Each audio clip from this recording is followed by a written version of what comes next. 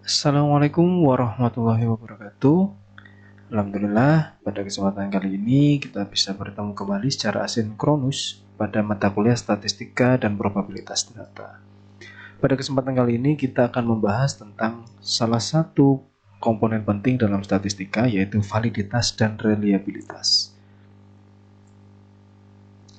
Tujuan pembelajaran pada hari ini adalah mahasiswa mampu memahami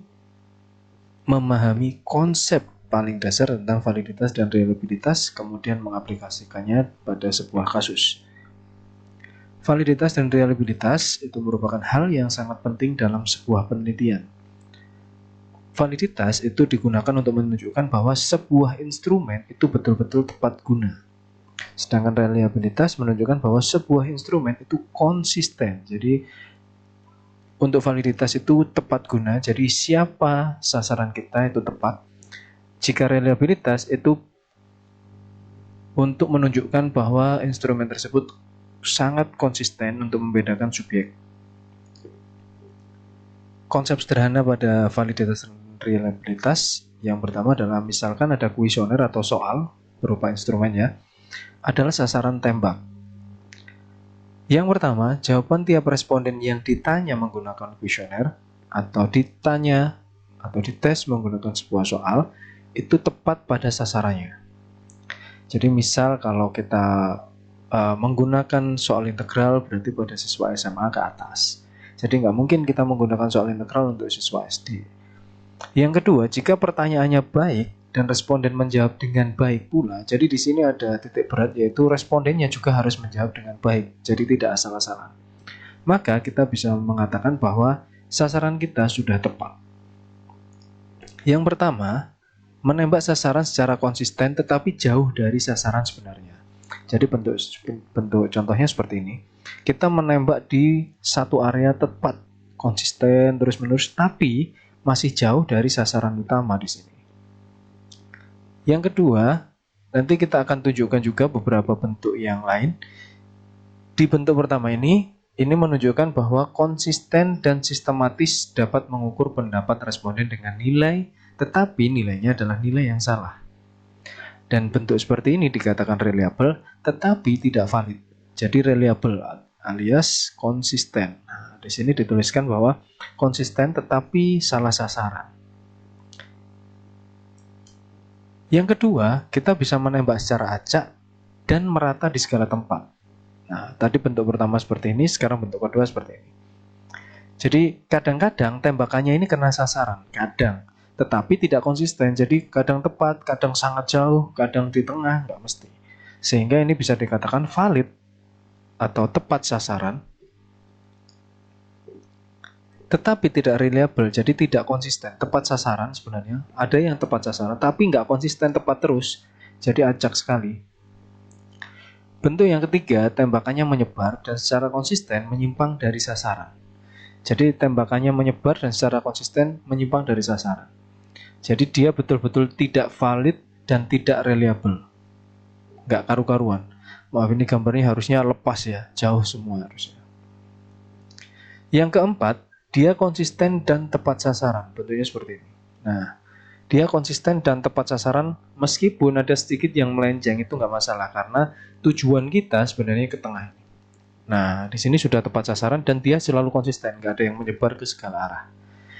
Nah, bentuk seperti ini dikatakan valid dan reliable atau tepat dan konsisten. Nah, jadi dalam bentuk konsep sederhananya seperti itu antara valid dan reliable. Jadi kita harus tepat sasaran, tapi kita juga harus konsisten tepat terus. Meskipun menyimpangnya tidak terlalu jauh. Nah, penelitian dan instrumen yang valid dan reliable itu seperti apa? Hasil penelitian yang valid itu menandakan bahwa akan ada kesamaan antara data yang terkumpul dengan data yang sesungguhnya terjadi pada objek yang diteliti. Yang kedua, hasil penelitian yang reliable itu jika terdapat kesamaan data meskipun waktunya tidak sama. Jadi, sekarang dites hasilnya A, 2 minggu lagi dites hasilnya tetap A, 3 minggu lagi dites hasilnya tetap A, sehingga itu menunjukkan konsistensi. Yang ketiga, instrumen yang valid. Sekarang kita bicara tentang instrumen. Instrumen yang valid itu dapat digunakan untuk mengukur apa yang seharusnya diukur, jadi tepat sasaran. Yang kedua, instrumen yang reliable itu bisa digunakan beberapa kali untuk mengukur objek yang sama, maka hasilnya akan tetap sama. Jadi dikatakan instrumen tersebut reliable. Untuk yang pertama, kita akan membahas tentang uji validitas. Uji validitas yang pertama, pada setiap instrumen, baik tes maupun non-tes, itu akan terdapat butir-butir pertanyaan atau pernyataan. Jadi pertanyaan ini bisa berupa nanti soal atau bentuk-bentuk wawancara. Nah, di sini. Sedangkan pernyataan ini nanti bisa digunakan dalam bentuk angket. Nah, yang kedua, untuk menguji validitas butir-butir instrumen lebih lanjut, konsultasikan dengan ahli, lalu diuji cobakan dan dianalisis dengan analisis item atau uji beda. Nah, di sini sebelum kita mengujinya ke siswa, kita harus cek dulu apakah ini sudah sesuai dengan pendapat ahli. Jadi kita ujikan dulu ke seseorang yang kita anggap ahli di bidangnya. Kemudian baru setelah ahli tersebut menyetujui bahwa ini bisa diujikan, maka kita ujikan secara langsung. Yang ketiga yang paling penting, analisis item itu dilakukan dengan menghitung korelasi antar skor butir dengan skor total. Jadi nanti kita akan menghitung per butir jawaban terhadap skor total yang ada di sampel atau populasi tersebut.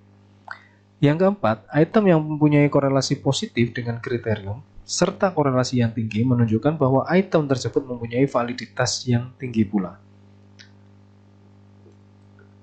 Nah, untuk menghitung uji validitas, paling sering kita akan menggunakan koefisien korelasi produk Mamen yang dikembangkan oleh Pearson. Rumusnya adalah RXY sama dengan N kali sigma XY dikurangi sigma X dikali sigma Y dibagi dengan akar dari N kali sigma X kuadrat dikurangi sigma X yang dikuadratkan dikalikan dengan N sigma Y kuadrat dikurangi sigma Y yang dikuadratkan. Nah, keterangannya di sini X itu adalah skor item, Y itu adalah skor total, N adalah banyaknya subjek yang kita ambil, Rx, Y adalah koefisien korelasi skor item yang dibandingkan dengan skor total. Di sini kita langsung masuk ke contoh kasus supaya lebih mudah dipahami. Seorang mahasiswa melakukan penelitian dengan menggunakan skala untuk mengetahui atau mengungkap prestasi belajar seseorang. Nah, skala di sini yang digunakan adalah skala Likert. Kuesioner terdiri dari 10 item menggunakan skala Likert, yaitu 1 jika sangat tidak setuju, 2 tidak setuju, 3 setuju, 4 sangat setuju. Ternyata kuesioner yang berisi 10 item pernyataan tadi diujikan kepada 12 responden. Kemudian diperoleh data sebagai berikut. Di sini ada responden 1 hingga responden 12 untuk pernyataan A hingga pernyataan C. Di sini saya tulis sebagai soal ya.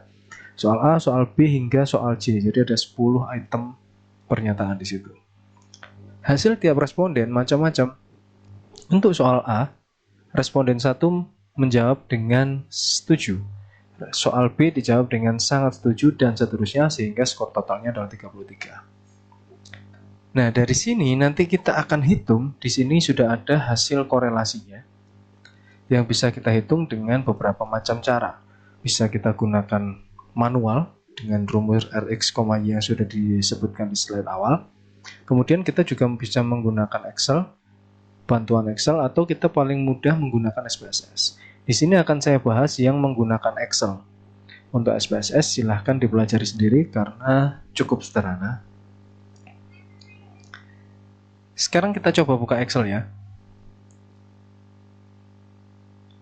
Oke. Di sini kalau saya coba hitung dengan perhitungan manual dari koresponden 1 hingga koresponden 12. Kemudian untuk soal 1 sampai soal 10.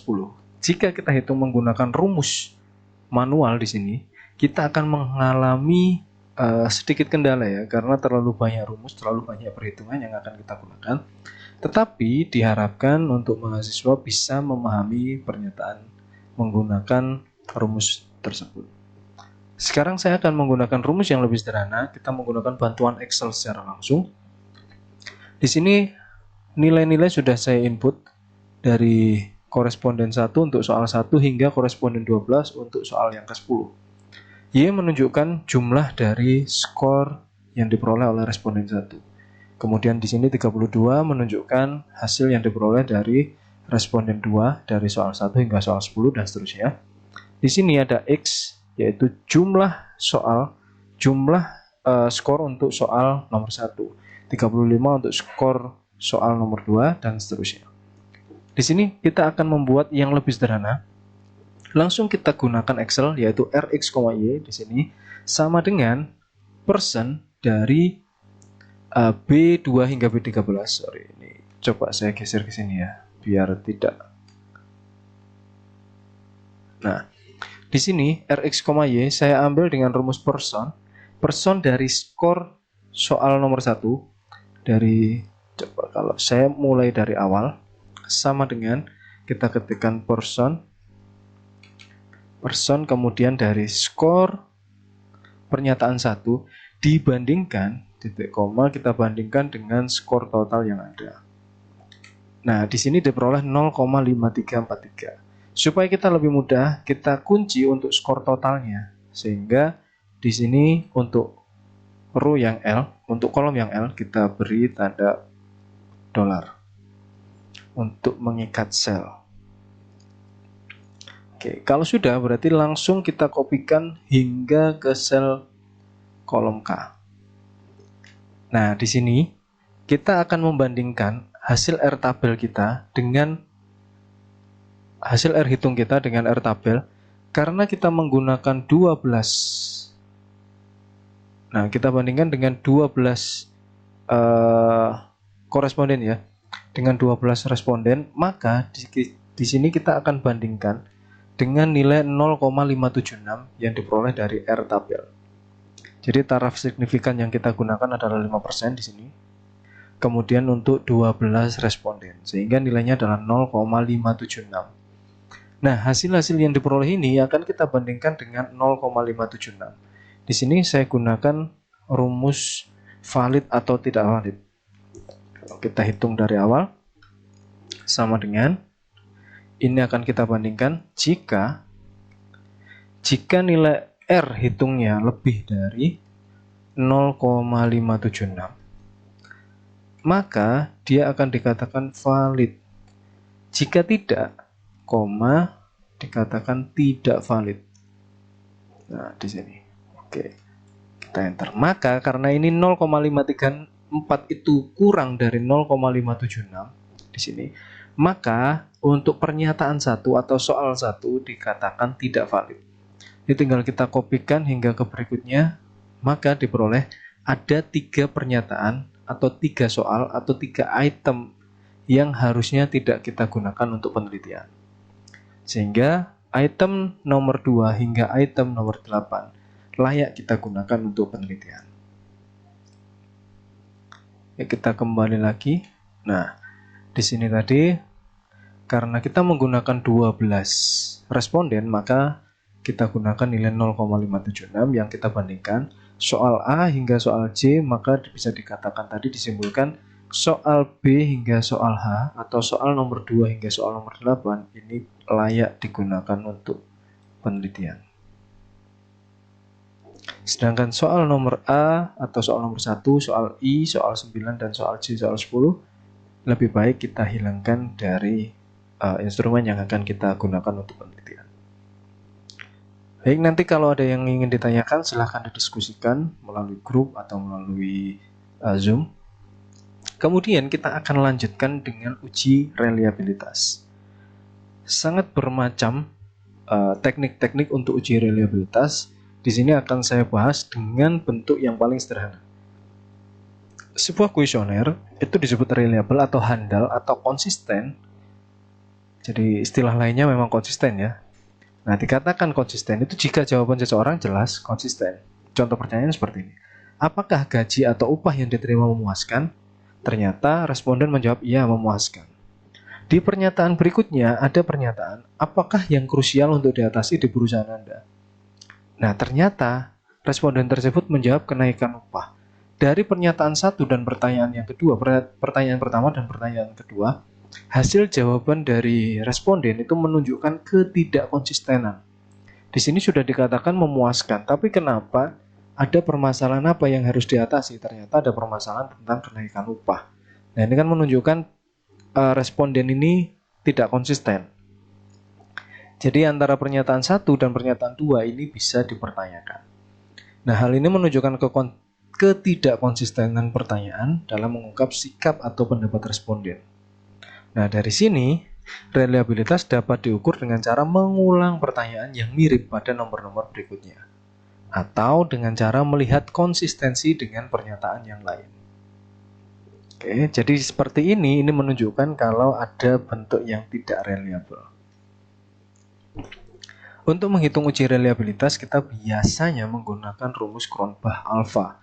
Rumusnya adalah R alpha sama dengan K dibagi K per 1 dikalikan dengan 1 dikurangi sigma dari dari variansi tiap butir soal. Di sini saya buat B kuadrat per varians total. Nah, varian sendiri rumusnya adalah sigma dari xi kuadrat dikurangi sigma xi yang dikuadratkan dibagi n dibagi lagi dengan n. Seperti yang sudah kita bahas di pertemuan sebelumnya tentang variansi. K di sini, hati-hati, K di sini adalah banyak butir pernyataan atau soal yang digunakan. Bahaya antara K dengan N itu menunjukkan banyak responden. Sedangkan K itu menunjukkan banyak butir soal atau butir pertanyaan. Contoh kasus, di sini ada responden 10 orang, kemudian ada 7 ya di sini, ada 7 butir soal yang akan diujikan. Sama menggunakan skala Likert, jadi di sini nilainya 3, 4, 3, 4, 4, 3, 3, dan seterusnya hingga jawabannya terakhir. Ini akan kita hitung. Yang pertama kita hitung dulu skor total. Skor totalnya dari 24 dari 3 ditambah 4 ditambah 3 tambah 4 tambah 4 tambah 3 tambah 3, sehingga jumlah dari semuanya ini adalah 24. Kemudian ini bisa kita hitung dengan sigma X. Yang ini adalah sigma X kuadrat atau skor total kuadrat. 24 dikuadratkan menjadi 576, 23 dikuadratkan menjadi 529, dan seterusnya. Kemudian jumlah untuk setiap skor per item soal adalah 28, itu jumlah dari semua pertanyaan, semua skor dari pernyataan 1 atau pertanyaan 1, 29 dari pernyataan kedua, dan seterusnya. Di sini jumlah kuadratnya berarti 28 kuadrat menjadi 784 kuadrat. Nah, di sini ya, yang harus hati-hati antara skor total dengan jumlah kuadrat menggunakan rumus X dan variabel X dan variabel Y maksud saya.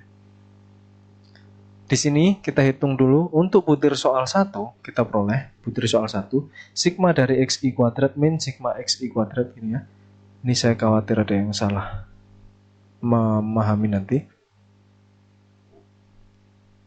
Nah, ini kita gunakan variabel Y. Yang ini kita gunakan variabel X.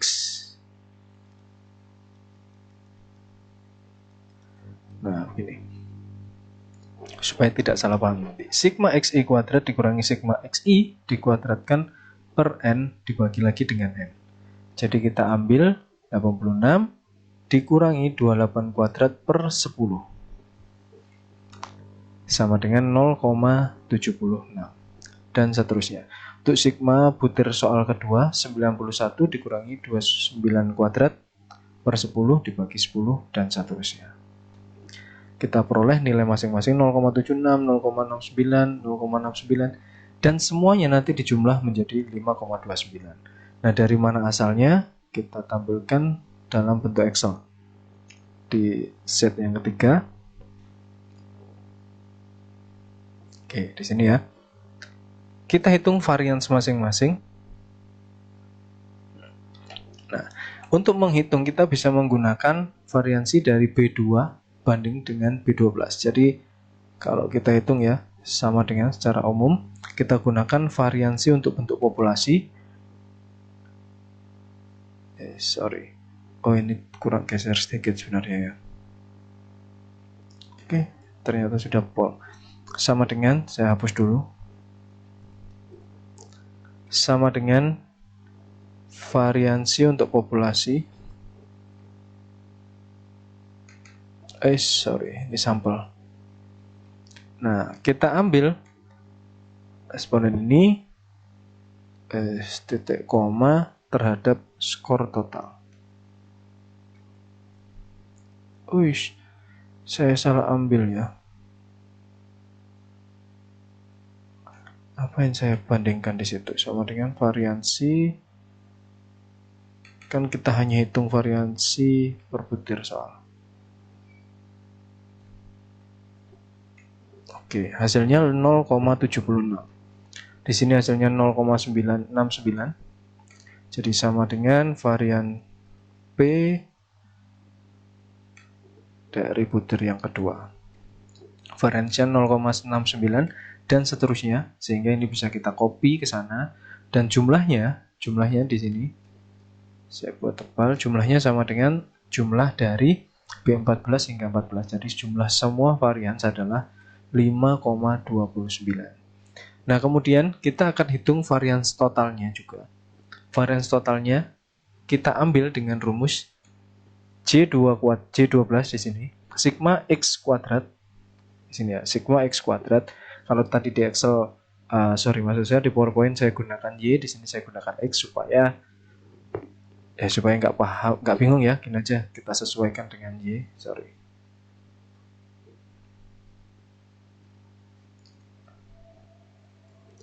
X itu menunjukkan data, maksud saya datumnya. Nah, di sini hasilnya tadi 24, skor dari responden tersebut nilai skornya 24, kita kuadratkan menjadi 576. Sehingga sekarang kita hitung sama dengan menggunakan rumus ini.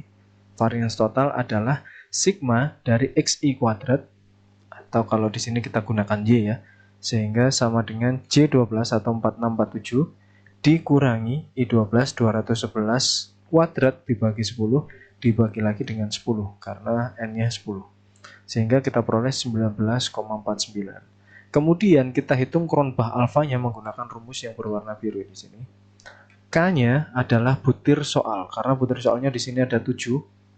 Kita dari A hingga G, kita lihat count-nya ada 7.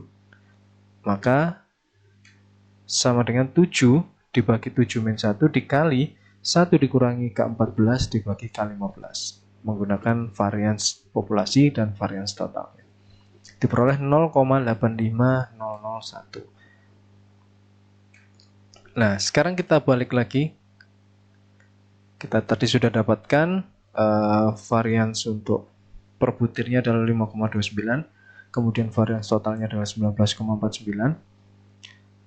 Maka di sini kita dapatkan R dari R perhitungan adalah 0,849 atau 0,85 tadi. Nah, ini kalau kita gunakan Excel hasilnya 0,85001. Kalau kita gunakan manual, biasanya memang ada sedikit pembulatan ya, sehingga hasilnya berbeda. Ini nanti kita hitung, kita bandingkan dengan R tabel. Nah, perhatikan di sini R tabel yang kita gunakan untuk 10 responden adalah 0,632 dengan taraf signifikan 5%. Karena 0,85 itu lebih besar dari R tabel, maka data tersebut adalah reliable. Nah, di sini tugasnya nanti silahkan dibaca di PDF-nya. Nanti jika ada pertanyaan bisa kita diskusikan di pertemuan berikutnya. Jadi itu pengantar untuk validitas dan reliabilitas pada pertemuan pada hari ini. Semoga bisa dipahami dan kurang lebihnya saya mohon maaf jika ada salah kata dan ada salah tulis sedikit dalam slide tadi. Baik, terima kasih. Saya akhiri untuk perkuliahan hari ini. Nasrun minallah wa batin qorib wa basyiril mu'minin. Assalamualaikum warahmatullahi wabarakatuh.